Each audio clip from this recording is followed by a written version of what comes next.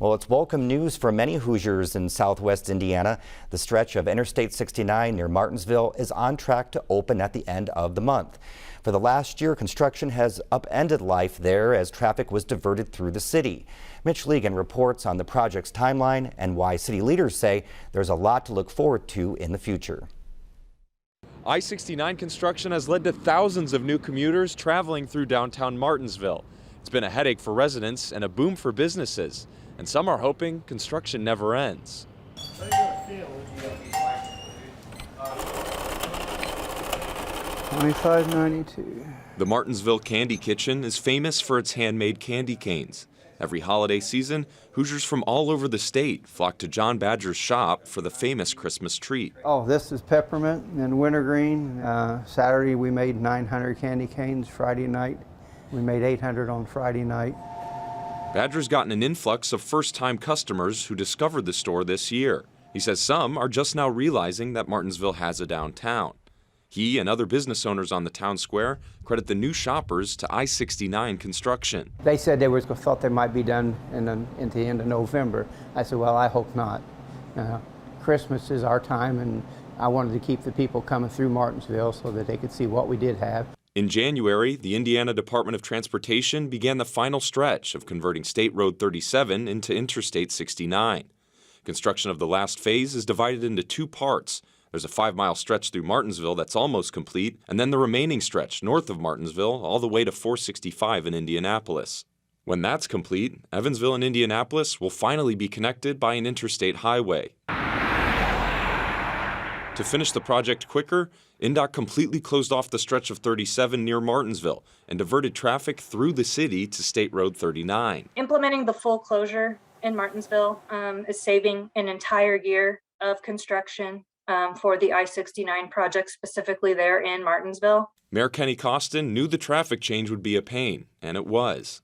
There were accidents and way more traffic. Earlier this week, he helped out a truck driver who got turned around looking for I-69. I said, if you get that rig downtown, you're going to tear down our lights and you're going to cause all kinds of trouble. So please just follow me and let me get you out of town. And residents and commuters had to deal with major backups as people got on or off the 39 detour. Impatient drivers discovered you could get past the closure if you went through Martinsville's downtown. The Chamber of Commerce says it's been great for business. But as it's worked out, the amount of traffic that's come through has opened a lot of people's eyes to Martinsville. Most of the people that have come through in this last year were people that went up and down 37 but didn't know how great of a downtown we have. Just this last week, I had people from Franklin, from Bedford, from Zionsville. It's like, well, we drove through here on our way to Bloomington last week, but this week we came back just to shop. Not every shop in town has benefited, though. Lack of traffic on 37 has meant a lack of customers for businesses located past the closure.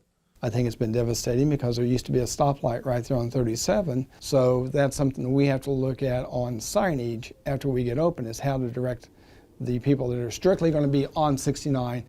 When the section of I-69 through Martinsville opens, it won't be entirely finished. INDOT says people will be able to drive on the road, but travelers can expect restrictions as crews finish detail work. There could be some lane closures possible, as we complete, possibly final striping, adjustments to cable barrier, guardrail, things like that. Garrett says the extra work will likely last until summer. There aren't plans for another full closure on 37, but rolling construction north of State Road 144 will continue. The goal is to have I-69 completed by 2024. Sure, there are days you're banging your head against the wall thinking, goodness, when's this going to be done? This has been a pain.